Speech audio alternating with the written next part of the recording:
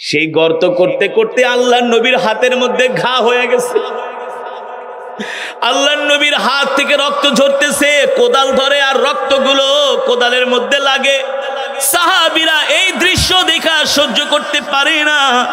ওগো আল্লাহর নবী, রোম পারস্যের বাদশারা তারা রাজপ্রাসাদের মধ্যে কত আরাম করে, আর আপনি রহমাতুল লিল আলামিন গর্ত করতে যায় রক্ত ঝরাইবেন, আমরা সাহাবীরা সহ্য করতে পারি না।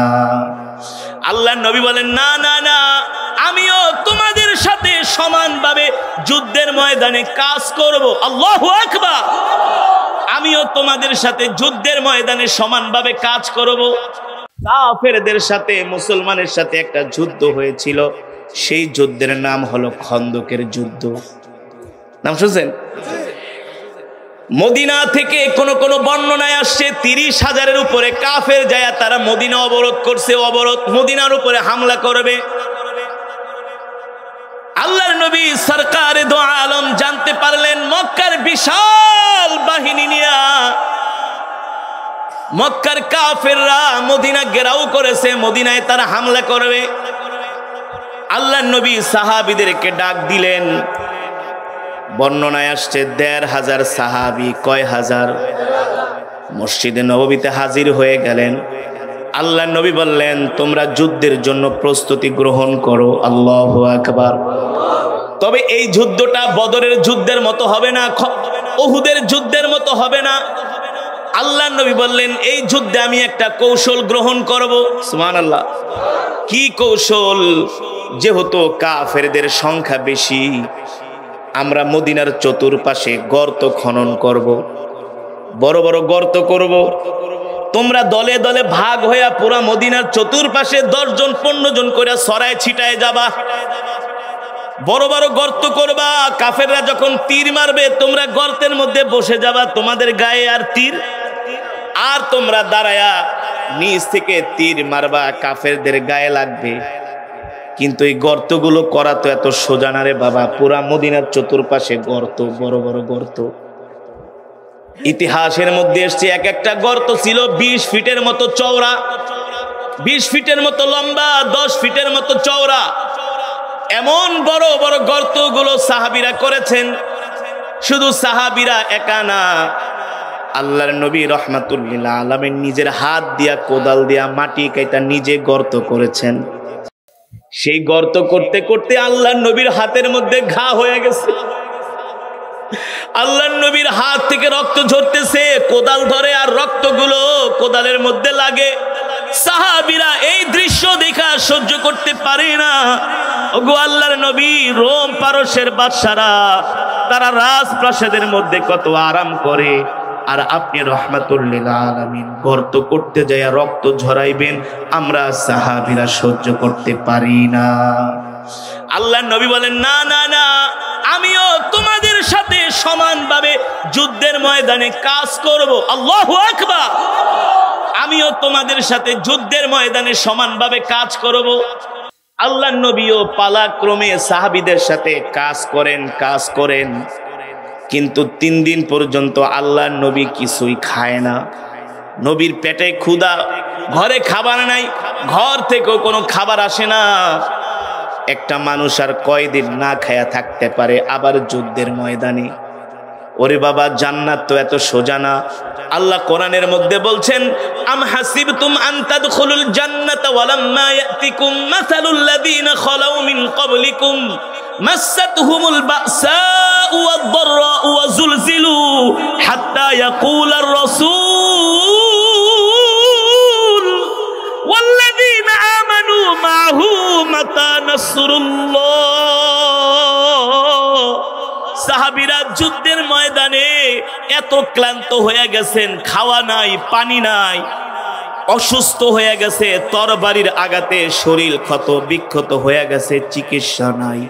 এই অবস্থায় সাহাবীরা যুদ্ধ করতে করতে তাদের একেবারে হাঁটু পর্যন্ত রক্তে মেখে গেছে। সাহাবীরা দুর্বল হইয়া পড়া বলে, আল্লাহর নবী, হাত্তা ইয়াকুলার রাসূল রাসূল নবী বলেন কখন আল্লাহর সাহায্য আসবে? আমরা তো এই অত্যাচার এই কষ্ট আর সহ্য করতে পারি না।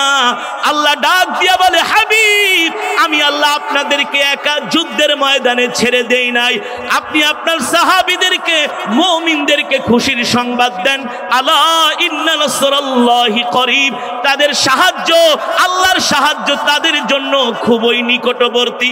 আল্লাহু আকবার। আল্লাহ বলে তোমরা জান্নাত এত সহজে পাইবা না, তোমাদের পূর্ববর্তীরা জান্নাতে পাওয়ার জন্য যেমন কষ্ট করছে তোমাদেরও কষ্ট করতে হবে। সাহাবীরা জান্নাতের জন্য রক্ত দিছে, ঠিক কিনা বলেন? সাহাবীরা জান্নাতের জন্য জীবন দিছে। আল্লাহর নবী যুদ্ধের ময়দানে রক্ত দিছে, আল্লাহর নবী যুদ্ধের ময়দানে রক্ত ঝরাইছে। আল্লাহ বলে জান্নাত এত সোজা না, তোমাদের পূর্ববর্তীদের মতো তোমাদেরকেও জান্নাত পেতে হলে কষ্ট করতে হবে। ইন্নাল্লাহা আশতারা মিনাল মুমিনিনা আনফুসাহুম ওয়া আমওয়ালাহুম বিআন্না লাহুমুল জান্নাহ ইউকাতিলুনা ফি সাবিলিল্লাহি ফায়াকতুলুনা ওয়া ইউকতালুন। আল্লাহ বলতেছেন আমি আল্লাহ মুমিনদের কাছ থেকে, আমি আল্লাহ মুমিনদের কাছে আমার জান্নাত বিক্রি করেছি তাদের জান আর মালের বিনিময়ে। ভাই কথা ভালো করে খেয়াল করেন, আল্লাহ বলতেছে শুধু নামাজ রোজা দিয়া জান্নাতে যাইতে পারবা না, এত সোজা না। যদি শুধু নামাজ রোজা হজ দিয়াই যাকাত দিয়া জান্নাতে যাওয়া যাইতো, সাইয়েদনা আবু বকরের মতো এত দান কেউ করে নাই, হযরত ওসমানের মতো এত কোরআন তেলাওয়াত কেউ করে নাই। হযরত ওসমান রাদিয়াল্লাহু তাআলা আনহু যে কোরআনের কপিটা পড়েছেন, যখন তিনি শহীদ হয়ে যান, ইতিহাসের মধ্যে আসছে যে কোরআনের কপিটা হযরত ওসমান ইবনে আফফান পড়তেন, এত পড়া পড়ছে কোরআনের কপি উল্টাতে উল্টাতে কোরআনের পৃষ্ঠাগুলো ক্ষয় হয়ে গেছে। সারা দিন হযরত ওসমান রাদিয়াল্লাহু তাআলা আনহু কোরআন পড়তেন, তারপরও সে জিহাদের ময়দানে গেছেন। হ্যাঁ, তারপরও সে জিহাদের ময়দানে গেছেন। আল্লাহু আকবার। আল্লাহর নবী যুদ্ধের ময়দান থেকে আয়েশা এত ক্লান্ত হয়ে গেছে, নবীজি অসুস্থ শরীর নিয়ে ঘুমায় পড়ছে। আসরের নামাজ শেষ, সূর্য ডুবে যাবে, সন্ধ্যা হয়ে যাবে, অথচ নবী এখনো আসরের নামাজ আদায় করে নাই। সূর্য ডুবলেই তো নামাজ কাজা হয়ে যাবে, ঠিক না? আল্লাহ সূর্যকে ডাক দিয়ে বলে, এই সূর্য ডোবা যাবে না, ডোবা যাবে না। আমার হাবিব যুদ্ধের ময়দান থেকে আসছে, যতক্ষণ পর্যন্ত আমার হাবিব ঘুমাবে আমার সাহাবীরা ঘুমাবে, এ সূর্য তুই ডুবতে পারবি না। সুবহানাল্লাহ। যুদ্ধের ময়দানের এত ফজিলত, 50 বছর তাহাজ্জুদের নামাজ পড়া, 50 বছর জিকির করা, আর একটা কদম যুদ্ধের ময়দানে দেওয়া তার চাইতে আরো বেশি সওয়াব, আরো বেশি নেকি। ওয়ালা উদিতু আন্নী আক্তুল ফি সাবিলিল্লাহ। বয়ান শেষ করে দিমু? ভাল লাগতেছে? চলবে? দরকার আছে কি আছে না? আল্লাহর নবী বলেন, ওয়ালা উদিতু আন্নী আক্তুল ফি সাবিলিল্লাহ ثم أحيا ثم أقتل ثم أحيا ثم أقتل ثم أحيا ثم أقتل। আল্লাহর নবী বলে আমার মন চায় আল্লাহ আমাকে যুদ্ধের ময়দানে বারবার জীবন দিত আর আমি বারবার আল্লাহর রাস্তায় শহীদ হতাম। ثم أحيا ثم أقتل। এই কারণে বাবা জান্নাত তো এত সোজা না। সরকারে দো আলম খন্দকের যুদ্ধে ওই যে বলছিলাম, গর্ত করতেছে, পরীক্ষা খনন করতেছে, কুয়া বার কাটতেছে, মাটি কাটতেছে। আল্লাহ নবী 3 দিন পর্যন্ত কিছু খায় না, নবীর ঘর থেকে খাবারও আসে না। খাবার আসবে কোত্থেকে? নবীর ঘরে খাবার নাই। সাহাবী জাবের রাদিয়াল্লাহু তাআলা আনহু বলেন, আমি আল্লাহর নবীর শরীর মোবারকের দিকে তাকায় দেখি ক্ষুধার তীব্র যন্ত্রণায় আল্লাহর নবীর শরীরটা থরথর করে কাঁপতেছে। এই যে গাজায় আজকে মুসলমান খাওয়া পাচ্ছে না, কারেন্ট নাই, পানি নাই, বিদ্যুৎ নাই, চিকিৎসা নাই। যেই মুজাহিদরা, আজকে একটা ভিডিও দেখলাম, যখন তারা ফজরের পরে হামলা করার জন্য ওই 7 তারিখে যাচ্ছে, তারা জানে জীবনে আর কোনোদিন তারা ফিরে আসবে না। তারা মসজিদুল আকসাকে মুক্ত করার জন্য হাসি মুখে তারা যুদ্ধের ময়দানে যাচ্ছে। এখনো তারা খায়া না ঘুমায় তারা যুদ্ধ করতেছে, ঠিক কিনা বলেন? পৃথিবীর পরাশক্তি ইসরায়েলের বিরুদ্ধে সাহায্য করেন কে? আরো জোরে বলেন কে? আল্লাহ তাআলা বলে, হাবিব, আমি আল্লাহ আপনাকে যেমন যুদ্ধের ময়দানে সাহায্য করছি, আপনার উম্মতকেও আমি আল্লাহ যুদ্ধের ময়দানে সাহায্য করব। আল্লাহু আকবার। আল্লাহর নবী 3 দিন পর্যন্ত কিছু খায় না। জাবের রাদিয়াল্লাহু তাআলা আনহু বলেন, আমি দেখতেছি নবীজি ক্ষুধার যন্ত্রণায় কথাও বলতে পারে না। 3 দিন। কয়দিন? 3 দিন পর্যন্ত নবীজি কিছু খান না। প্রাণের নবী ক্ষুধার যন্ত্রণায় কথাও বলতে পারে না, শরীর কাঁপায়। আল্লাহ! এই দৃশ্য দেখা সাহাবী বলে, আমি আর সহ্য করতে পারলাম না, আমিও গরিব মানুষ, দৌড়ে বাড়িতে গেলাম, যাই বললাম, ইফতাহিল বাব, এই স্ত্রী ঘরের দরজাটা খুলে দে। স্ত্রী ঘরের দরজা খুলে দিল। স্ত্রী জিজ্ঞেস করে, প্রাণের স্বামী, আপনি না যুদ্ধের ময়দানে গেছেন, বাড়িতে কেন আসছেন? ধমক দিতেছে, যুদ্ধের ময়দানে না গেছেন? আল্লাহু আকবার। আপনি তো দ্বীনের জন্য শহীদ হতে গেছেন, বাড়িতে কেন আসছেন? যেমন সাহাবী তেমন তার স্ত্রী, ঠিক না? স্বামীকে উৎসাহ দিচ্ছেন, কেন আসছেন? বলে, শোনো শোনো, রাগ করবা না, আমি একটা বড় সংবাদ নিয়ে আসছি। কি সংবাদ? আগে বলো, ঘরে কোনো খাবার আছে কিনা? জাবের রাদিয়াল্লাহু তাআলা আনহুর স্ত্রী বলে, প্রাণের স্বামী, পাশের বাড়ির প্রতিবেশী কিছু খাবার আমাকে দিয়ে গেছে, অর্ধেক খেয়েছি, আর অর্ধেক 2 সন্তানের জন্য রেখে দিছি, তারা ঘুম থেকে উঠলে খাবে, তাদের দরকার নাই, আপনি নিজেই অর্ধেক খাবার খান। সাহাবী বলেন, না রে স্ত্রী, আমি আমার নিজের জন্য বলি নাই, আমি বলতেছি আমার প্রাণের নবীর জন্য। জাবের রাদিয়াল্লাহু তাআলা আনহুর স্ত্রী বলেন, কি বললেন? আল্লাহর নবীর জন্য মানে? জাবের রাদিয়াল্লাহু তাআলা আনহু কান্না করে চোখের পানি ছেড়ে দিয়ে বলে, স্ত্রী রে, আজকে 3 দিন হয়ে গেছে, আল্লাহর নবী রাহমাতুল লিল আলামিন কিছুই খাওয়া পায় নাই, নবীর ঘরে খাবার নাই, খাওয়া আসে না, নবীজি খেতেও পারে না। জাবের রাদিয়াল্লাহু তাআলা আনহু স্ত্রীকে বলে, স্ত্রী রে, ঘরের মধ্যে কোনো খাবার আছে নাকি? বলে, আল্লাহর নবীকে মেহমানদারি করানোর জন্য তেমন কোনো খাবার তো ঘরে নাই। খুঁজা দেখে 1 থেকে 1.5 কেজি আটা একটা ডিব্বার মধ্যে ঢুকায় রাখছি। সাহাবী জাবের রাদিয়াল্লাহু তাআলা আনহু বলে, স্ত্রী, এই রুটি দিয়া তুমি, আটা দিয়া তুমি রুটি বানাও, আল্লাহর নবীকে দাওয়াত দিয়ে আমার বাড়িতে আইনা দুপুরবেলা খাওয়াবো। স্ত্রী বলে, রুটি বানাইলাম ঠিক আছে, কিন্তু রুটির সাথে কি খাওয়াবেন? গোশতও নাই, মাছও নাই, সবজিও নাই, দুধও নাই, কি দিয়ে খাওয়াবেন? সাহাবী বলে, ওই যে ছোট একটা বকরির বাচ্চা আইনা দিছি, 2টা বাচ্চা সারাদিন বকরিটাকে পালে, এই বকরিটা জবাই করে দাও, আল্লাহর নবীকে মেহমানদারি করাবো। স্ত্রী বলল, স্বামী সুন্দর একটা কথা বলছেন, আলহামদুলিল্লাহ, আল্লাহু আকবার। কেমন ছিল নবীর প্রতি সাহাবীদের ভালোবাসা! বলল, ঠিক আছে, আমি বকরিটা জবাই করতেছি, রান্না করতেছি, যান যান, রাহমাতুল লিল আলামিনকে দাওয়াত দিয়ে আমাদের বাড়িতে নিয়ে আসেন, আমরা দুপুরবেলা আল্লাহর নবীকে মেহমানদারি করাবো, মনের মতো ইচ্ছা মতো প্রাণ ভরে নবীজিকে আমরা খাওয়াবো, মেহমানদারি করাবো। কিন্তু শোনেন স্বামী, আটা হইল 1.5 কেজি, রুটি হইব 10 থেকে 12টা, না? ছোট একটা বকরির বাচ্চায় আর কয় কেজি গোশত হয়? তবে আল্লাহর নবীকে যেহেতু খাওয়াবো, বেশি মানুষজন দাওয়াত দিয়েন না, নবী সহ 6 জনকে দাওয়াত দিবেন। কয়জন? কারণ বেশি মানুষ দাওয়াত দিলে তো ভালো করে খাওয়ানো যাবে না, ঠিক না? জাবের রাদিয়াল্লাহু তাআলা আনহু বলছেন, ঠিক আছে, যাও, 10 জনকে 6 জনকে দাওয়াত দিব।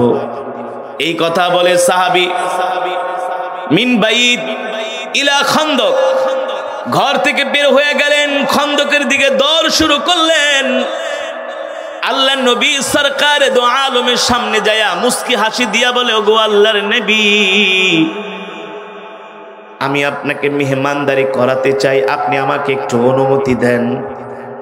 আল্লাহর নবীর বরকতি পা মোবারক কদম মোবারক আমার বাড়িতে পড়বে, এটা আমি চাই।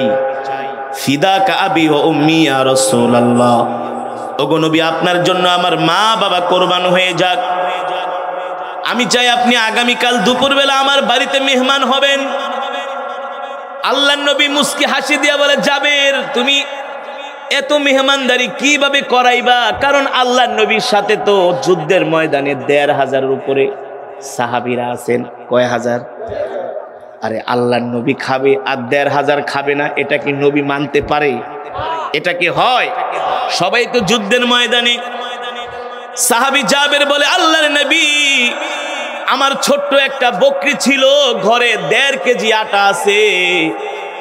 আমি আমার স্ত্রীকে বলছি ১.৫ কেজি আটা দিয়ে রুটি বানাতে, আর বকরিটা আপনার জন্য জবাই করে ভালো করে রান্না করতে।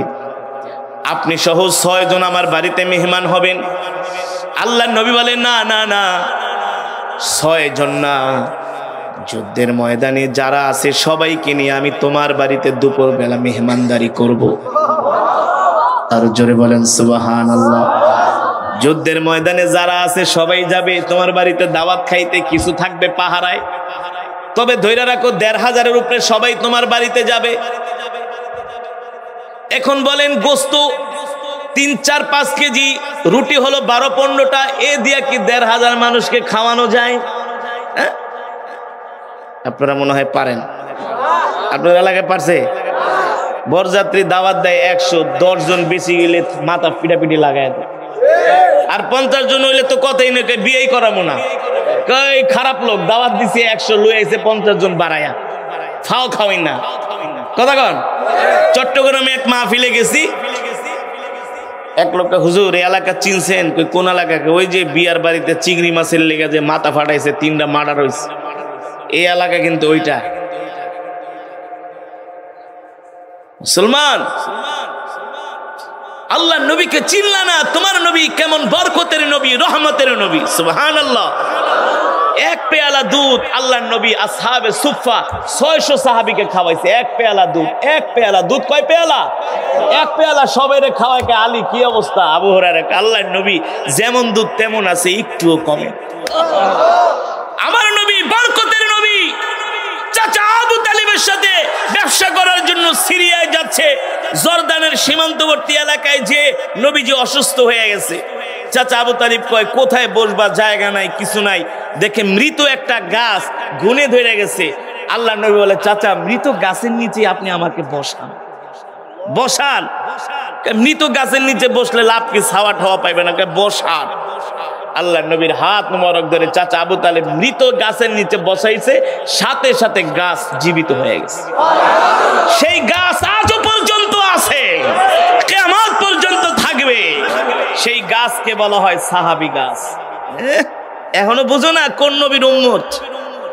এখনো বুঝে না মুহাম্মদ বিন সালমান কোন নবীর উম্মত? ঠিক কিনা বলে? এখনো বোঝে না আরব আমিরাতের বাদশা জাহেদ, শেখ জায়েদ আল নাহিয়ান ১ নম্বরে ইসরায়েলের দালাল। মিশরের প্রেসিডেন্ট আব্দুল ফাত্তাহ সিসি ১ নম্বর দালাল। বোঝে না আমরা বরকতের নবীর উম্মত, আমরা যুদ্ধের ময়দানে গেলে আল্লাহ অবশ্যই আমাদের সাহায্য করবে। এই ঈমান, এই বিশ্বাস আল্লাহর প্রতি নাই। মুসলিম শাসকদের নাই। থাকলে এতগুলো ফিলিস্তিনি মানুষকে মারতে পারে?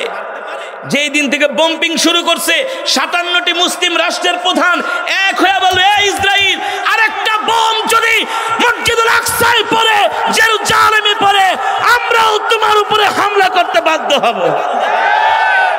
হামলা করা লাগতো না, এই ধমক দিলে ইসরায়েলের মনে করেন পালপিটিশন গরম হয়ে যেত। সৌদি আরবের বাদশা বলছে, আমরা হামাসের নিন্দা করব না। এতে করেই তারা স্থল অভিযান চালাইতে সাহস পায় না।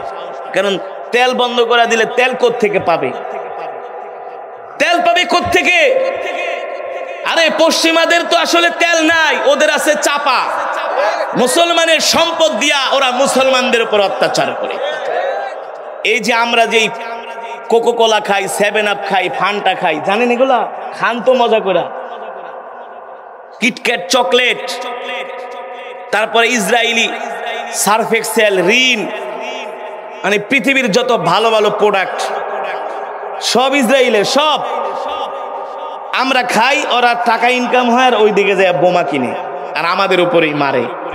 কিন্তু আমরা তো বুঝি না, না কোক ছাড়া আমি কিছুই খাই না। কে মোজো খা, মোজো বাংলাদেশি কোম্পানি, এটা খাইবো না। বিদেশের কুত্তার পায়খানা যদি প্যাকেট করে আনে দেয়, ওইটাও বাঙালির কাছে খুব ভালো। দেশি অনেক ভালো ভালো পণ্য আছে, এগুলো চলবো না। বিদেশি কি আছে? বিদেশি আমেরিকা, জার্মান, জাপান, এই কারণে তোদেরকে খাওয়ায় শুকুরের চর্বি। বিশ্বাস করেন না? ইসরায়েলি পণ্য, কোন কোন ইসরায়েলি পণ্য আছে এগুলো আপনারা গুগলে সার্চ দিয়া দিয়া দেখবেন। ইসরায়েলি পণ্য কিনা মুসলমানের জন্য হারাম। ওই পণ্য দিয়াই, ওই পণ্যের অর্থ দিয়াই ওরা আমাদের মসজিদুল আকসায় হামলা করে, আমাদের ছোট ছোট মা বোন শিশুদেরকে মারে। ঠিক কিনা বলেন? সতর্ক হবেন তো ইনশাআল্লাহ। এবার আসেন মুসলমান, সাহাবী দৌড়ে বাড়িতে যায়, স্ত্রীকে বলে, স্ত্রী রে, ঘটনা তো ঘটে গেছে, তুমি আমাকে কোনো দোষ দিও না। জাবের রাদিয়াল্লাহু তাআলা আনহুর স্ত্রী বলে, স্বামী গো কি হয়েছে? বলে, শোনো শোনো, তুমি যেইভাবে বলছো সেভাবে আমি আল্লাহর নবীকে দাওয়াত দিয়েছি, আল্লাহর নবী সহ আমি 6 জনকে দাওয়াত দিয়েছি। কিন্তু শোনো, নবীজি কি বলছে জানোনি? বলে, কি বলছে? বলে, যাবেন, আমি একা তো তোমার বাড়িতে মেহমান হতে পারবো না। যুদ্ধের ময়দানে আমার সাথে যত সাহাবীরা আছে, কয়েকজন সাহাবী পাহারার দায়িত্বে থাকবে, আর ১৫০০-এর উপরে সবাইকে নিয়ে আমি তোমার বাড়িতে মেহমান হব, দুপুরবেলা খাবো। সুবহানাল্লাহ। জাবের রাদিয়াল্লাহু তাআলা আনহুর স্ত্রী তার দিকে তাকায়, স্বামীর দিকে তাকায় বলে, চিন্তা করেন কেন? আমার নবীর পবিত্র জবান মোবারক দিয়া যদি ১৫০০ মানুষের খাওয়ানোর কথা বলে, আপনার আমার চিন্তার দরকার নাই, টেনশনের দরকার নাই।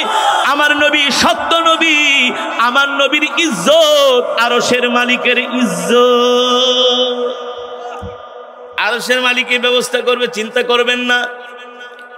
এবার দুপুরবেলা ১৫০০ সাহাবী নিয়ে আল্লাহর নবী সাহাবীর বাড়িতে দাওয়াত খাইতে আসতেছে। ইহুদিরা ডাক দিয়া বলে, জাবের, যে বকরি, ওই যে ইহুদি শয়তান, এগুলো অভিশপ্ত, আল্লাহ নবীকে কষ্ট দিছে। এই ইহুদিরা নতুন কিছু না, ওরা হলো মুসলমানদের পুরাতন শত্রু। এই পর্যন্ত পৃথিবীতে ইহুদিরা ৮ বার মার খাইছে। কয়বার? ওদের গোষ্ঠী সুদ্ধা, গোষ্ঠী, বুঝেন নাই? ৮ বার।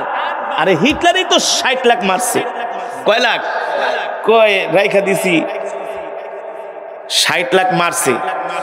হ্যাঁ, কেডি রাইখা দিছি যে আমি ৬০ লাখ কেন মারলাম, যাতে দুনিয়ার মানুষ বুঝে যে ওরা কত বড় হারামজাদা। 2 কোটি ইহুদি পুরা পৃথিবীটাকে, পৃথিবীর মধ্যে একেবারে যত মারামারি কাটাকাটি সব ওরা লাগাইতেছে। আর ইহুদিদের মেইন ইনকামের সোর্স হলো সুদের ব্যবসা, হারাম ব্যবসা, মদের ব্যবসা, যত নিকৃষ্ট ব্যবসা আছে, পতিতাবৃত্তি, সব ওদের দেশে আছে।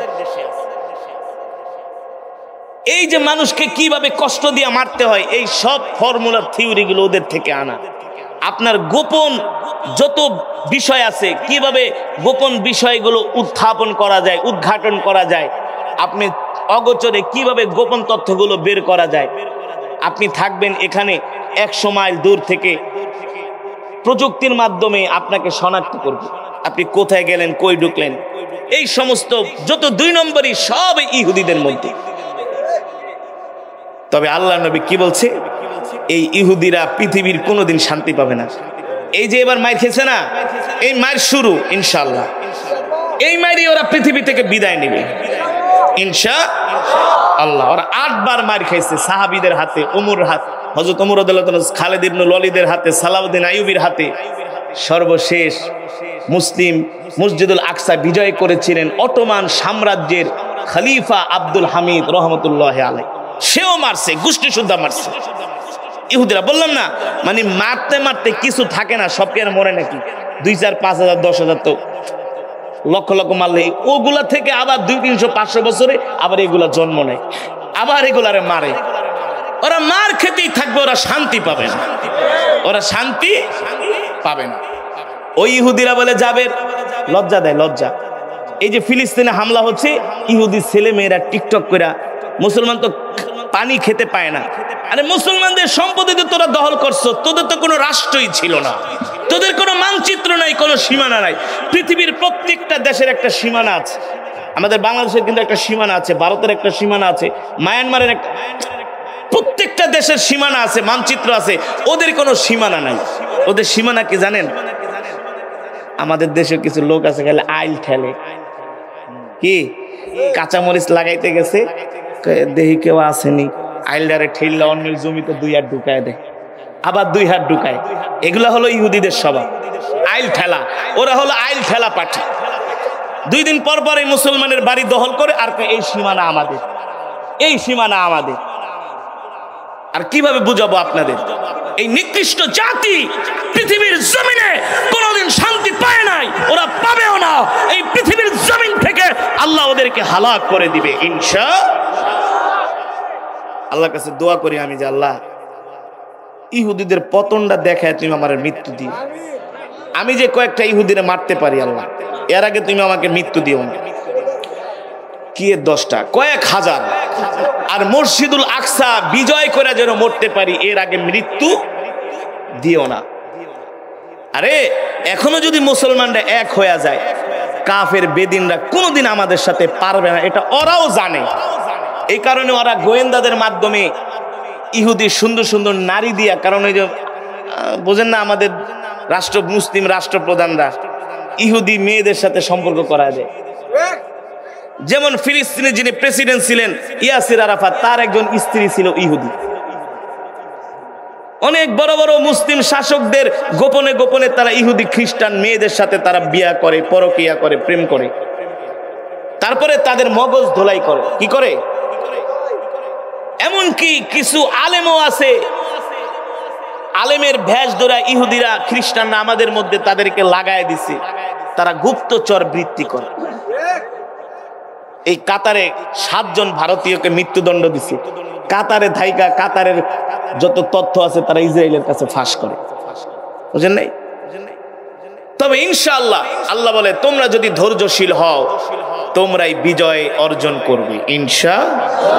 এবার ইহুদিরা বলে এ যায়েদ নিজেই খাইতে পাও না, আবার 1500 লয়ে যাইতেছো। জাবের রাদিয়াল্লাহু তাআলা আনহু বলে ইহুদিরা রে, টিটকারি করিস না, লজ্জা দিস না, আমার নবী মিথ্যা নবী না, আমার নবী হলো সত্য নবী। আল্লাহ ব্যবস্থা করবে। দেহমনে কি ব্যবস্থা তোর আল্লাহ করে। আল্লাহু আকবার। এবার আল্লাহর পয়গম্বর রহমাতুল লিল আলামিন 1500 সাহাবী নিয়ে দাওয়াত খেতে গেলেন। নবীজি সাহাবীর চেহারার দিকে তাকায় দেখেন জাবের রাদিয়াল্লাহু তাআলা আনহুর চেহারার মধ্যে একটু চিন্তার ভাস। আল্লাহ নবী ডাক দিয়া বলে জাবের এদিকে আসো, চিন্তা করো না, গোস্তের পাত্রটা আর রুটির পাত্রটা নিয়ে আসো। এই গোস্ত এই রুটি যে বাড়বে তাকে বইলা দিবা, ঢাকনা পুরা খোলা যাবে না, বিসমিল্লাহ বইলা হাত দিবে আর শুধু দিতে থাকবে, বাড়তে থাকবে, খেতে থাকবে, কিন্তু শর্ত হলো পাতিলার দিকে তাকানো যাবে না। সুবহানাল্লাহ। যেমন নির্দেশ পালন করে সাহাবীরা খাচ্ছেন, বেড়ে দিচ্ছেন, খাচ্ছেন, বেড়ে দিচ্ছেন। মিনাজ যোহর ইলাল আসর, যোহর থেকে আসরের আজান দিবে, সময় হয়ে গেছে। আল্লাহর নবী ডাক দিয়া বললেন জাবের কি ব্যাপার? সাহাবী বলে আল্লাহর নবী আলহামদুলিল্লাহ আমাদের সব ভাই পরিতৃপ্তভাবে খেয়েছে, কেউ বাকি নাই। আল্লাহ নবী ডাক দিয়া বলে জাবের তুমি খেয়েছো, তোমার স্ত্রী, তোমার সন্তান? বলে না আমরা খাই না। যাই খাও, তোমরাও খাও। সাহাবী জাবের রাদিয়াল্লাহু তাআলা আনহু বলেন আমিও খাইলাম। নাকুল আকুল, সবাই মিলা খাইলাম। আল্লাহর নবী ডাক দিলেন তালিয়া জাবের, এবার পাত্রের ঢাকনা উড়াও, বিসমিল্লাহ বইলা দেখো অবস্থা কি। জাবের রাদিয়াল্লাহু তাআলা আনহু বলেন ওয়াল্লাহি রাব্বিল কাবা, রবের কাবার কসম খায়া বলি আল্লাহর নবী যেমন গোস্ত তেমন আছে, যেমন রুটি তেমন আছে, একটু কমে না। জোরে বলেন সুবহান। আবু মাবাদ উম্মে মাবাদের বাড়িতে নবীজি মক্কা থেকে হিজরত করে মদিনায় যাচ্ছে দুপুরবেলা।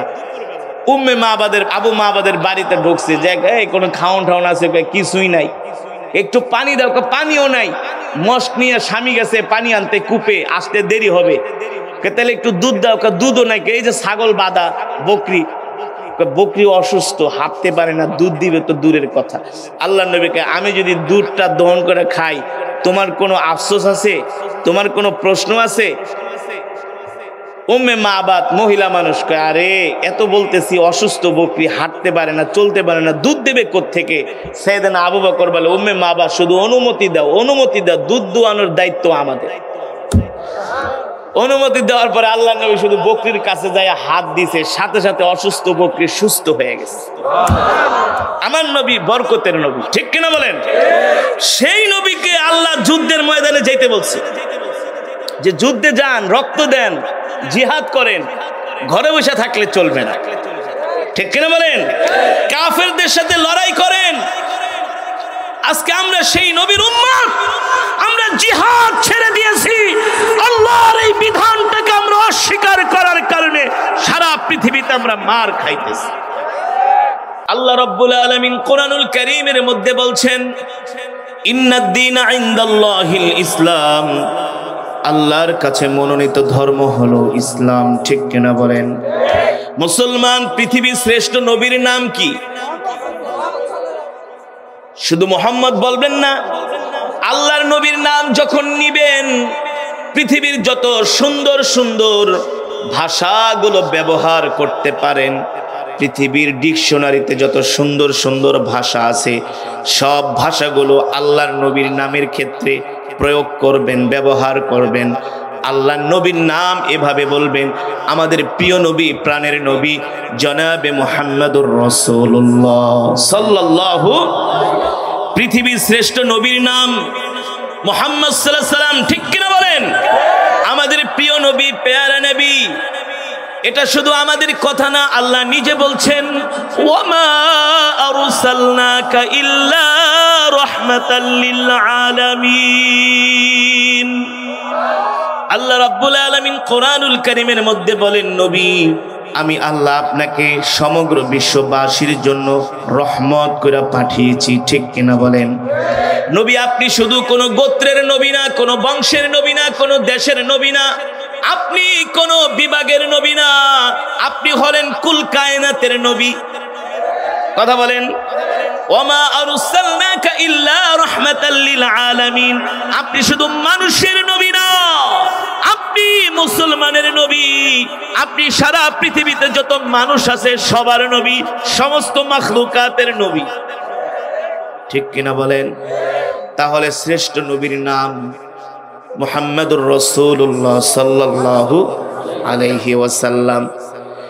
তারপরে বলেন, পৃথিবীর শ্রেষ্ঠ ঘর কোনটা?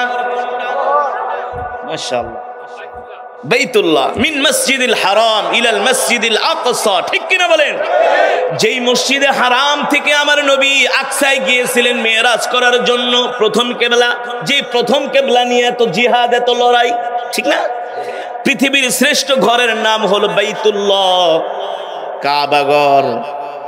আল্লাহ তাআলা পৃথিবীর জমিনে সর্বপ্রথম একটা ঘর বানিয়েছেন, সেই ঘরের নাম বাইতুল্লাহ।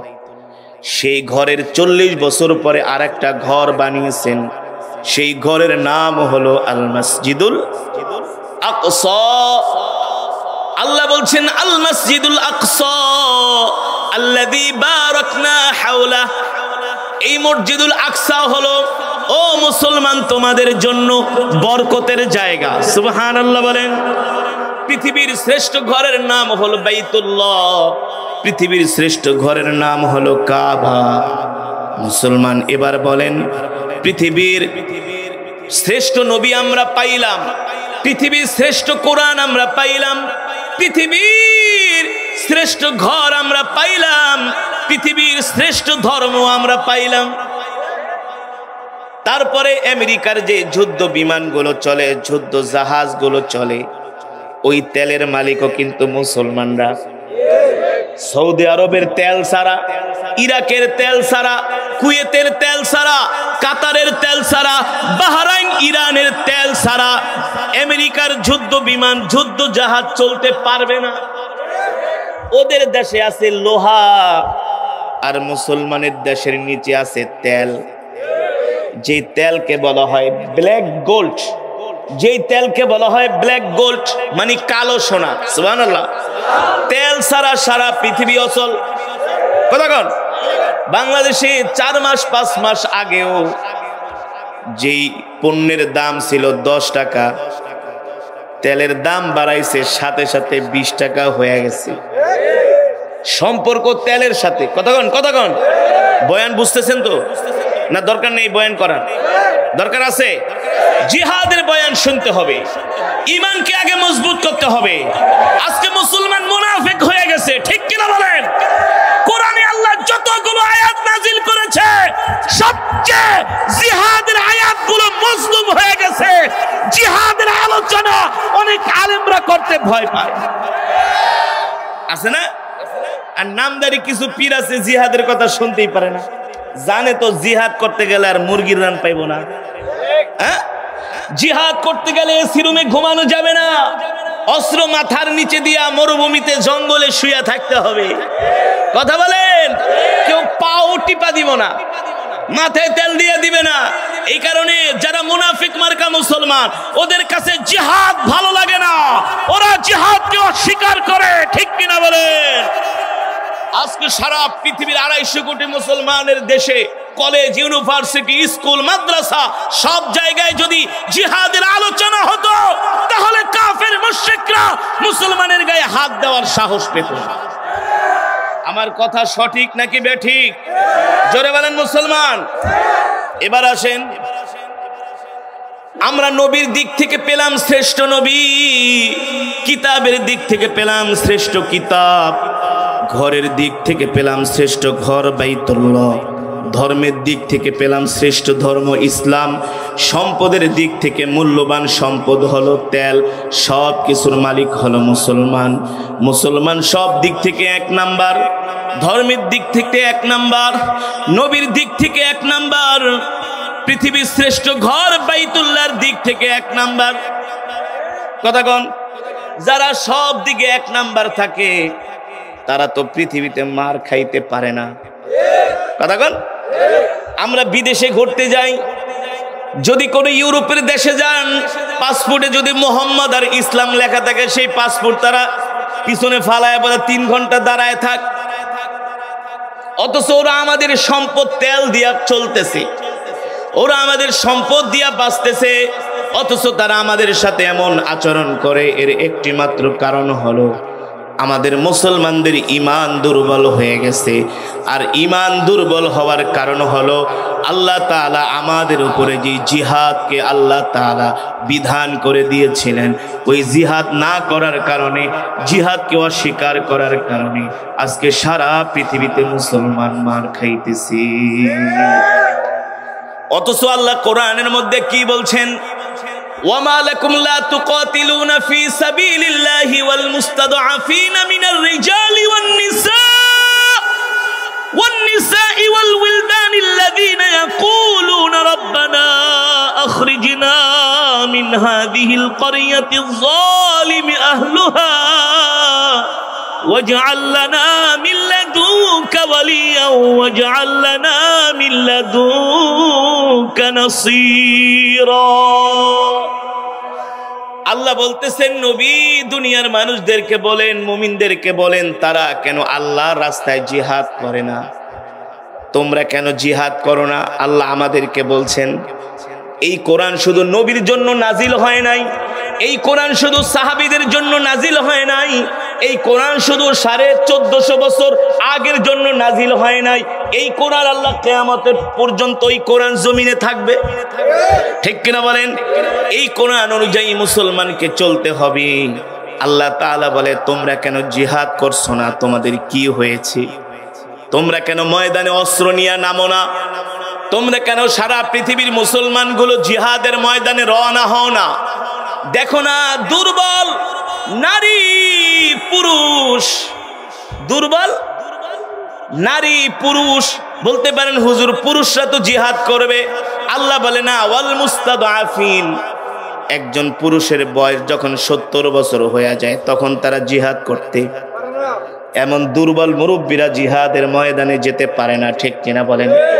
অনেক অসহায় মা বোনদেরকে ইসরায়েল আকাশ থেকে বম্পিং করে মা বোনদেরকে শহীদ করে দিচ্ছে, অনেক বৃদ্ধ বৃদ্ধ বাবারাও শহীদ হয়ে যাচ্ছে, না পারে দৌড়াতে, না পারে হাঁটতে, তারা বোমের আঘাতে গোলার আঘাতে তারা জায়গায় শহীদ হয়ে যাচ্ছে। ছোট ছোট পাখির মতো বাচ্চাগুলো প্রতিদিন হাজার হাজার ইসরায়েলিদের বোমার আঘাতে মরতেছে, ঠিক কিনা বলেন?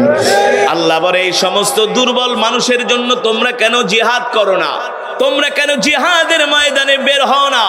দুর্বল নারী পুরুষ আসমানের দিকে তাকায় বলে রব্বানা আখরিজনা মিন হাযিহিল ক্বরিয়াতিজ যালিমি আহলুহা, আল্লাহ এমন একটা দল আমাদের জন্য পাঠান যারা জালিমদের সাথে লড়াই করে জিহাদ করে জালিমদের হাত থেকে আমাদেরকে উদ্ধার করবে, ঠিক কিনা বলে? ফিলিস্তিনের মা বোনরা আসমানের দিকে তাকায় কান্না করে কি করে না? ছোট ছোট বাচ্চাদেরকে হাতে নিয়ে আসমানের দিকে তাকায় বলে হাসবুনাল্লাহু ওয়া নি'মাল ওয়াকিল, নি'মাল মাওলা ওয়া নি'মান নাসির। আল্লাহ বলে কেউ যদি আমার উপর ভরসা করে আমি আল্লাহ তার জন্য যথেষ্ট। আল্লাহু আকবার। আজকে দুর্বল নারী পুরুষদের আত্মচিৎকার 250 কোটি মুসলমানের কানে যায় না। আল্লাহ বলে তোরা যদি জিহাদ না করস আমি আল্লাহ তোদের উপরে এমন একটা সম্প্রদায় চাপায় দিব যেই সম্প্রদায় তোদেরকে শাসন করবে, তোদের উপর নির্যাতন করবে, জুলুম করবে, তোরা কান্না করারও সাহস পাবি না, ঠিক কিনা বলেন? সেই অবস্থায় তো চলতেছে, ঠিক না? আমরা জিহাদ ছেড়ে দেওয়ার কারণে সারা পৃথিবীর কাফের গুলো এক হয়ে আমাদেরকে মারতেছে। এখন বলতে পারেন হুজুর আমেরিকা হলো পৃথিবীর সুপার পাওয়ার, তাদের কাছে দামি দামি অস্ত্র আছে, ইসরায়েলের কাছে দামি দামি অস্ত্র আছে, জার্মান ফ্রান্সের কাছে দামি দামি অস্ত্র আছে, আমরা কি নিয়ে ময়দানে নামবো? প্রশ্ন আসে কি আসে না? তাদের সৈন্য সংখ্যা বেশি, আমাদের তো এত সৈন্যও নাই, কি নিয়ে আমরা কাফেরদের সাথে জিহাদ করব? এখন কি আপনারা দুনিয়ার মানুষের কথা বিশ্বাস করবেন নাকি আল্লাহর কথা? জোরে বলেন, জোরে বলেন। আমি যদি কোরআন থেকে দলিল দেই বিশ্বাস করবেন তো? ইসলামের প্রথম যুদ্ধের নাম কি? বদর। দেখছেন 60 বছর ধরে 40 বছর ধরে ওয়াজ শুনি, এখনো মুসলমান অনেকেই জানে না ইসলামের প্রথম যুদ্ধের নাম কি, জানে না, ম্যাক্সিমামই জানে না। কথা কন, 100-র মধ্যে 10 জন জানে, 90 জনই জানে না। ইসলামের প্রথম যুদ্ধের নাম হলো বদর, ঠিক কিনা বলেন? তার আগেও অনেকগুলো যুদ্ধ হয়েছে, কিন্তু একেবারে সবচেয়ে বেশি সৈন্য নিয়ে আল্লাহ প্রথম যেই আল্লাহর নবী যেই যুদ্ধটা শুরু করেছেন সেটার নাম হলো বদরের যুদ্ধ। বলেন আল্লাহ নবী মক্কার জমিনে কয় বছর দাওয়াত দিয়েছেন বলতে পারবেন? আল্লাহর নবী মক্কার জমিনে 13 বছর দাওয়াত দিছে। কয় বছর? আমি করব ওয়াজ, আপনারা দিবেন আওয়াজ, পারবেন তো ইনশাআল্লাহ? পিছনের মানুষের কি ইমানের জোর নাই? আওয়াজ দিতে পারবেন তো ইনশাআল্লাহ? আল্লাহর নবী মক্কার জমিনে কত বছর দাওয়াত দিয়েছেন? 13 বছর। 13 বছরে আল্লাহর নবীর উপরে এমন কোন অত্যাচার নির্যাতন জুলুম নাই মক্কার কাফেরেরা করে নাই। হ্যাঁ, আল্লাহর নবী নামাজে দাঁড়িয়েছেন, আবু জেহেলরা উটের নাড়ি বুড়ি এসে নবীজির পিঠ মুবারকের উপরে চাপায় দিছে। নবীজি রাস্তা দিয়া হেঁটে যায়, মক্কার কাফেরেরা আমার নবীকে হত্যা করার জন্য রাস্তার কোনায় লুকায় থাকে অস্ত্র নিয়া। নবীজি হাঁটে, নবীজির রাস্তার ভিতরে কাটা দেয়। আল্লাহর নবীকে বলে ইয়া মুহাম্মদ আনতা কাযযাব আনতা সাহির, তুমি একটা মিথ্যাবাদী জাদুকর। বলেন নাউজুবিল্লাহ। অথচ আল্লাহ বলতেছেন ইন্নাকা লাআলা খুলুকিন আযীম, নবী আপনার চরিত্র হলো সর্বশ্রেষ্ঠ চরিত্র, আপনি সর্বশ্রেষ্ঠ চরিত্রের উপরে প্রতিষ্ঠিত, ঠিক কিনা বলেন? 13 বছর মক্কার কাফেরেরা আমার নবীকে এত কষ্ট দিছে, এক দিনও আমার নবীকে শান্তিতে মক্কার কাফেরেরা ঘুমাইতে দেয় নাই, একটা দিনও না। আমার নবীর উপরে যত অত্যাচার নির্যাতন জুলুম মক্কার কাফেরেরা করেছে, আল্লাহ তাআলা কোরআনের আয়াত নাজিল করে দিলেন, ইয়াকুম মিনকুম 20 সাবিরুনা ইয়াগলিবু মিআতাইন ওয়া ইয়াকুম মিনকুম মিআতুন ইয়াগলিবু আলফাম মিনাল্লাযীনা কাফারু বিআন্নাহুম কওমুন লা ইয়াফকাহুন। আল্লাহর কোরআন থেকে বলছি, কথা বল মানে বলতেছি, আল্লাহর কোরআনকে যে স্বীকার করবে না কাফের হয়ে যাবে। আল্লাহর কোরআনের আয়াতকে যে খেলতামাশা মনে করবে তার ঈমান থাকবে না। আল্লাহ বলছেন, নবী 13 বছর মক্কায় মার খাইছেন, আর মার খাওয়ার সময় নাই। 13 বছরে 313 জন জোগাড় করছেন। মক্কার কাফেরেরা আপনার উপর অনেক অত্যাচার করেছে, নির্যাতন করেছে, জুলুম করেছে। নবী আর জুলুম সহ্য করবেন না। উযিনা লিল্লাযীনা ইউকাতালুনা বিআন্নাহুম যুলিমু ওয়া ইন্নাল্লাহা আলা নাসরিহিম লাকাদির। আল্লাহু আকবার। আল্লাহ তাআলা কোরআনের আয়াত নাজিল করে দিলেন আর বললেন, নবী 13 বছর মক্কায় মার খাইছেন, আর মার খাওয়া যাবে না। এবার আপনি ঘুরে দাঁড়ান, আপনি মক্কা থেকে মদিনায় যান। এবার আপনি লোহার রড হাতে নেন। কি লোহার রড মানে তরবারি। এবার তরবারি হাতে নেন। ইয়াকুম মিনকুম 20 সাবিরুনা ইয়াগলিবু মিআতাইন। আপনার সাথে যারা আছে এদের মধ্য থেকে যদি 20 জন পান, কয়জন? 20 জন। আল্লাহর নবীকে আল্লাহ বলতেছেন, আপনি যাদেরকে দাওয়াত দিছেন এদের মধ্য থেকে যদি আপনি 20 জন পান, ইয়াকুম মিনকুম 20 সাবিরুনা ইয়াগলিবু মিআতাইন, আপনি 20 জন নিয়ে এই ময়দানে বের হয়ে যান। আমি আল্লাহ এই 20 জনকে 200 কাফেরের উপরে বিজয় দান করব। মানে 20 জন যুদ্ধ করলে 200 কাফের 20 জনের কাছে পরাজিত হবে। আল্লাহু আকবার। কে বলছেন? আরো জোরে বলেন কে? আমার আল্লাহর কথার মধ্যে কোনো সন্দেহ নাই, ঠিক কিনা বলেন? যালিকাল কিতাবু লা রাইবা ফীহি হুদাল লিল মুত্তাকিন। এই কোরআনের মধ্যে কোনো সন্দেহ নাই, ভুল নাই, ভুলের অবকাশও নাই। আল্লাহ বলে, নবী 20 জন নিয়ে আপনি ময়দানে বের হয়ে যান। আল্লাহ তার নবীকে সাহস দিচ্ছেন। কি করছেন? আল্লাহ তার নবীকে উৎসাহ দিচ্ছেন। আপনি ভয় পান কেন? আল্লাহু আকবার। আরো জোরে বলেন আল্লাহু আকবার। আল্লাহ বলে, নবী আপনি ভয় পান কেন? আমি আল্লাহ আপনাকে উৎসাহ দিচ্ছি, সাহস দিচ্ছি। আপনার কাছে যদি 20 জন থাকে, 20 জন নিয়ে আপনি ময়দানে বের হয়ে যান। 20 জন 200 কাফেরের উপরে আমি আল্লাহ বিজয় দান করব। এবার আল্লাহ অন্য আয়াতে বলছেন, আপনার কাছে যদি 100 থাকে, কয়শো? আপনি 100 নিয়ে ময়দানে বের হয়ে যান। 100কে আমি আল্লাহ 1000 কাফেরের উপরে বিজয় দান করব। অর্থাৎ আপনার বাহিনীতে যদি থাকে 100 জন, আমি আল্লাহ বিজয় দান করব 1000 কাফেরের বিরুদ্ধে। সুবহানাল্লাহ। আপনার বাহিনীতে যদি থাকে 20 জন, আমি আল্লাহ 200 কাফেরের উপরে বিজয় দান করব। সুবহানাল্লাহ। কাম মিন ফিআতিন কলিলাতিন গলাবাত ফিআতান কাসীরাতান বিইذنিল্লাহ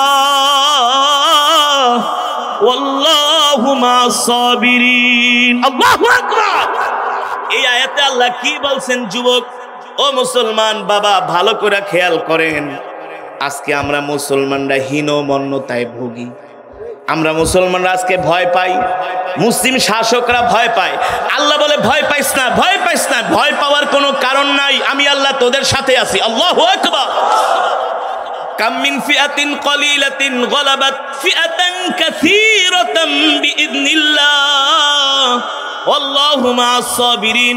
আল্লাহ রাব্বুল আলামিন বলেন, নবী আমি আল্লাহ যদি চাই ক্ষুদ্র দলকে বড় দলের উপরে বিজয় দান করি। আপনি কি দেখেন না বদরের প্রান্তরে আপনি ছিলেন 313 জন। কতজন? বদরের প্রান্তরে আপনার সাথে ছিল 313 জন। এই 313 জনকে আমি আল্লাহ 1000 কাফেরের বিরুদ্ধে বিজয় দান করেছি।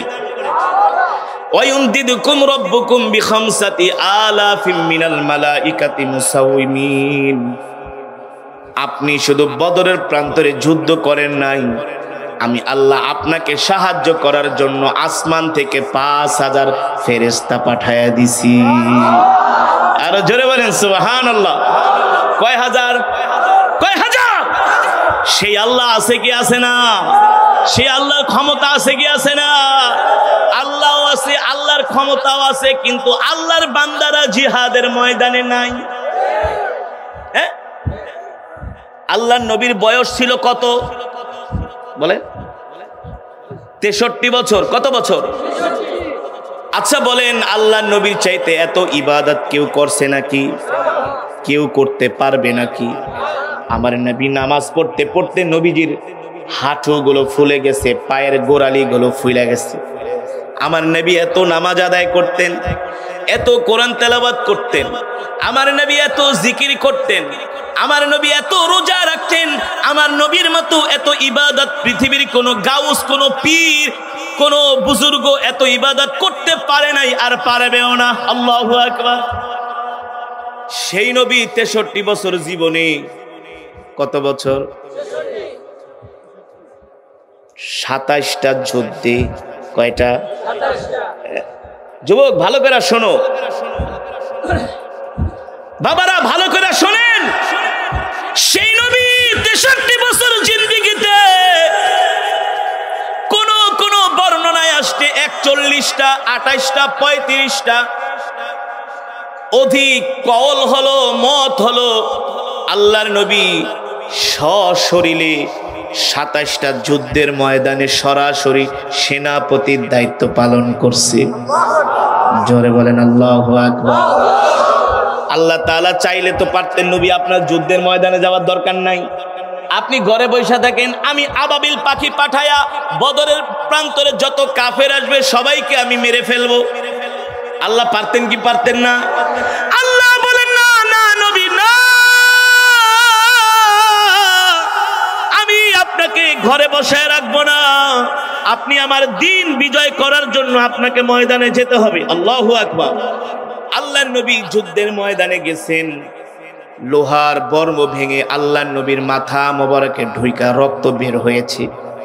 জমিনের মধ্যে আল্লাহর নবীর পবিত্র রক্ত পড়েছে। ও মুসলমান, আমার নবীর রক্তের চাইতে পৃথিবীর আর কোন রক্ত এত দামি হতে পারে না, ঠিক কিনা বলেন?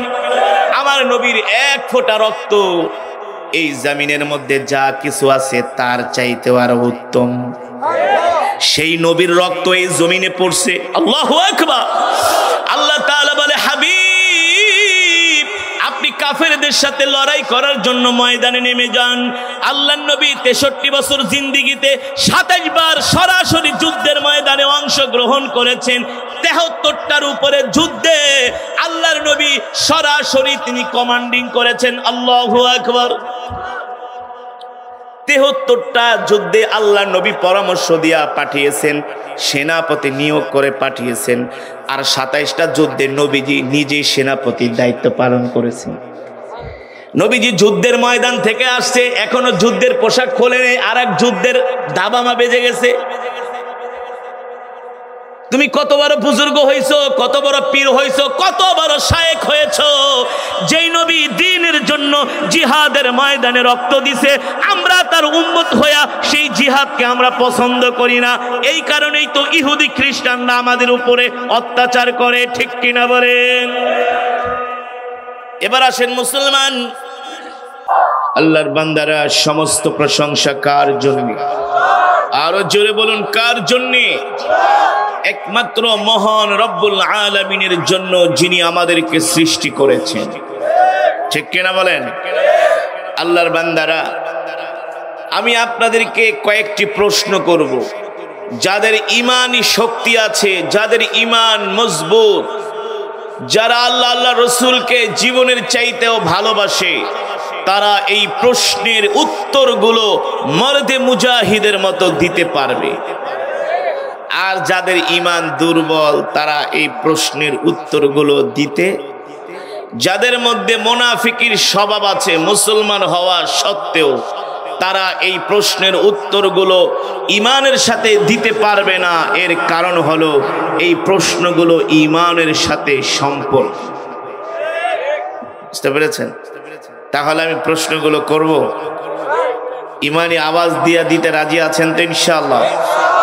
আচ্ছা মুসলমান বলেন, আমাদের হায়াতের মালিক কি? আমাদের রিজিকের মালিক কে? আমরা কার গোলাম? এই কথা জোরে বলতে কি লজ্জা করে? আমরা আল্লাহর গোলাম, এই কথা বলতে কি লজ্জা করে? মুসলমান জোরে বলো, আমরা কার গোলাম? শয়তান চায় না আমরা আল্লাহর গোলামি করি। কথা বলেন, কথা বলেন।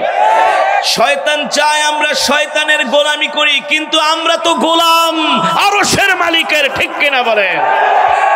মুসলমান, আসমান কার? জমিন কার? কোরআনে আছে কি আছে না? এই আসমানকে সৃষ্টি করেছে আমেরিকার প্রেসিডেন্ট, ইসরায়েলের প্রেসিডেন্ট, ভারতের মোদি, ফ্রান্সের প্রেসিডেন্ট ইমানুয়েল ম্যাক্রো, কেউ না।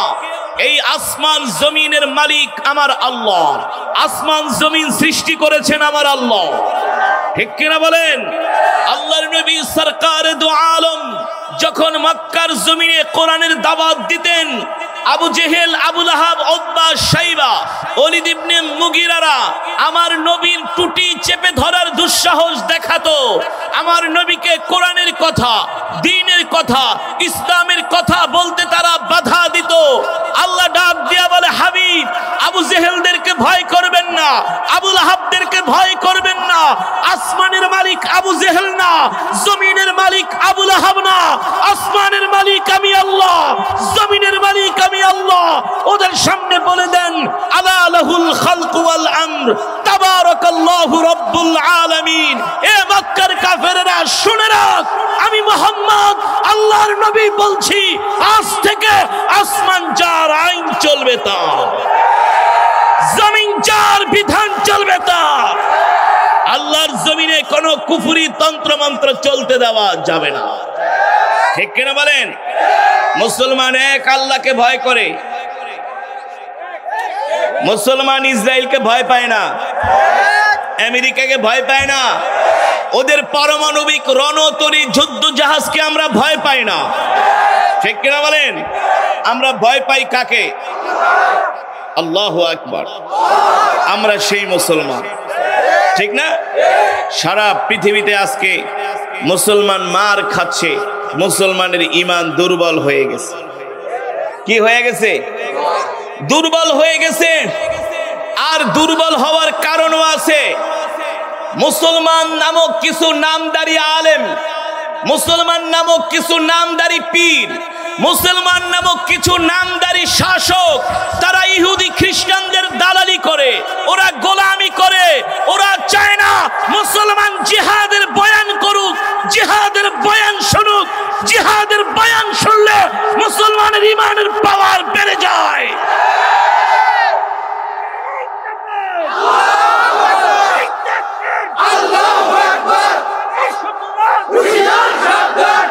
মুসলমান বলতে পারেন, হুজুর এই বয়ানগুলো কেন করছেন? এই বয়ানগুলো আমি এই কারণে করছি, আজকে আমি কোনো মাটির উপরের বয়ান করব না, মাটির নিচের বয়ান করব না।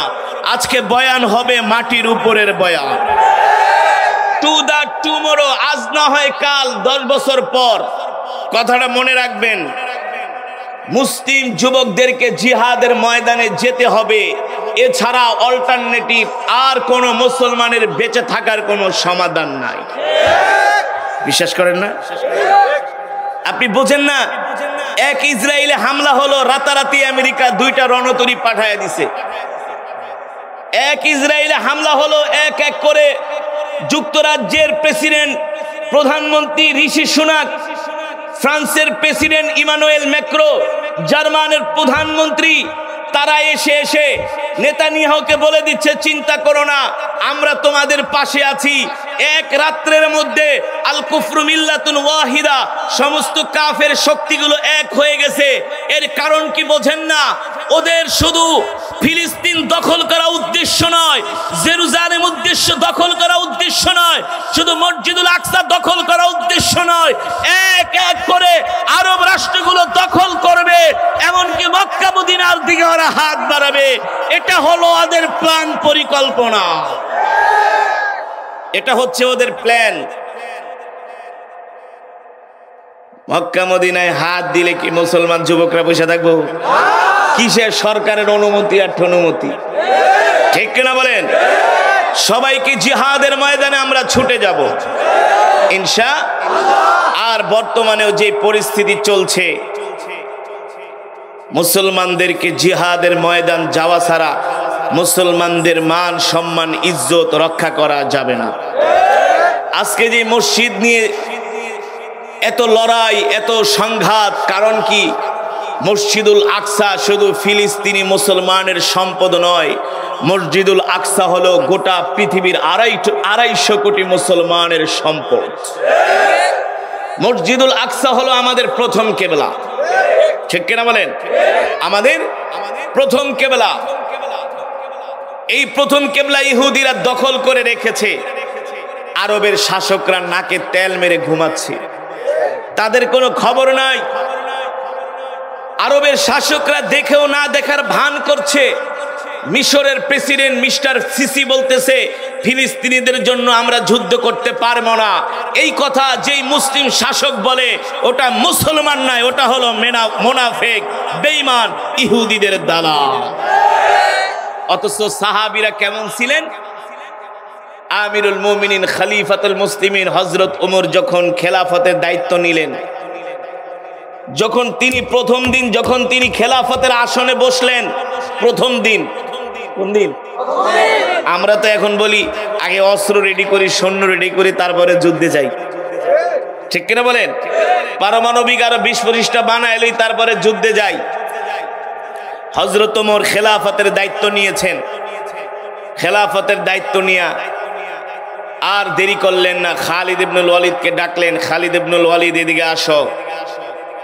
খালিদ ইবনুল ওয়ালিদ, শোনেন, আমি মুসলমানদের দ্বিতীয় খলিফা ওমর, আমি মদিনার প্রেসিডেন্ট, অর্ধজাহানের বাদশাহ, আমি ওমর মদিনার খলিফা হব, অর্ধজাহানের বাদশাহ হব। আর আমাদের প্রথম কেবলা মসজিদুল আকসা খ্রিস্টান ইহুদিরা দখল করে রাখবে। আমি খাত্তাবের ছেলে ওমর এটা মেনে নিতে পারবো না। দেরি করেন নাই, 10,000 সৈন্য নিয়ে খালিদ ইবনুল ওয়ালিদকে জেরুজালেমের দিকে প্রেরণ করেছে। যাও, মসজিদুল আকসা দখল মুক্ত করে মদিনায় আসবা। খালিদ ইবনুল ওয়ালিদ বলে, আমিরুল মুমিনিন নির্দেশ দেন, একজন মুসলমান সৈন্য বেঁচে থাকা সত্ত্বেও মসজিদুল আকসা ইহুদিদের হাত থেকে দখল মুক্ত না করে আমরা মদিনায় ফিরব না। প্রয়োজনে সবাই শহীদ হয়ে যাব। আল্লাহু আকবার। এমন একজন ওমর বর্তমানে মুসলিম বিশ্বে দরকার। মুসলিম বিশ্বে অস্ত্র আছে, সৈন্য আছে, অর্থ আছে। কোটি কোটি মুসলিম যুবকেরা মসজিদুল আকসার জন্য জীবন দিতে রাজি। আমাদের বাংলাদেশ থেকেও কম হলেও 50 লক্ষ যুবক, কম হলেও যে কোনো সময়, যে কোনো মুহূর্তে বাংলাদেশের দামাল ছেলেরা, যুবকেরা মসজিদুল আকসার জন্য জীবন দিতে রাজি, ঠিক কিনা বলেন? কিন্তু দরকার একজন আমিরের, দরকার ওমরের মতো একজন খলিফা, ঠিক কিনা বলেন? মুসলমান বর্তমানে ইসরায়েল যেভাবে মুসলমানদের উপর হামলা করছে, ঘর বাড়ি গরু ঘুরিয়ে দিচ্ছে, এটা কোনো মানুষের কাজ হতে পারে না। ওরা হলো এমন ইহুদি যারা আমার নবীকে কষ্ট দিয়েছেন। এই ইহুদিদের সাথে কোনো শান্তি চুক্তি হবে না, এই ইহুদিদের সাথে কোনো আপোষ মীমাংসায় হবে না। এই ইহুদিরা যেমন কুকুর তেমন মুগুর মারতে হবে, ইহুদিদের তেল আবিব ঘুরিয়ে দিতে হবে, ঠিক কিনা বলেন?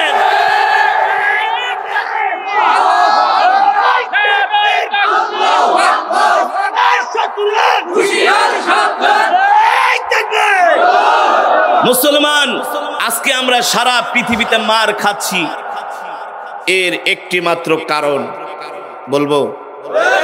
আচ্ছা বলেন, পৃথিবীর শ্রেষ্ঠ ধর্মের নাম কি? আমি যেই কথাগুলো আপনাদেরকে বোঝানোর চেষ্টা করছি, বুঝবেন যে আমরা 250 কোটি মুসলমান হওয়া সত্ত্বেও, 57টি মুসলিম দেশ হওয়া সত্ত্বেও, সম্পদ তেলের মালিক হওয়া সত্ত্বেও, এত অর্থের প্রাচুর্যের মালিক হওয়া সত্ত্বেও আমরা মুসলমান কেন মার খাবো? আমরা মুসলমান তো কারো গোলামি করার জাতি না। আমরা মুসলমানরাই তো 600 বছর ভারত শাসন করেছি। ভারতের তাজমহল তো আমরাই বানিয়েছি। ব্রিটিশদের বিরুদ্ধে তো আমরা মুসলমানরাই লড়াই করেছি। স্পেন তো আমরাই বিজয় করেছি। স্পেনের সেই জিব্রাল্টারের কালেমার পতাকা তো আমরাই উড়িয়েছি। তাহলে আমরা কেন মার খাবো? কারণ কি? এর কারণ হলো কিছু মুনাফেক মুসলমান শাসকদের কারণে আজকে আমাদের এই অবস্থা। ঠিক কিনা বলেন? এবার বলেন, আমার পৃথিবীর শ্রেষ্ঠ ধর্মের নাম কোরআনে আছে কি আছে না? জোরে বলেন।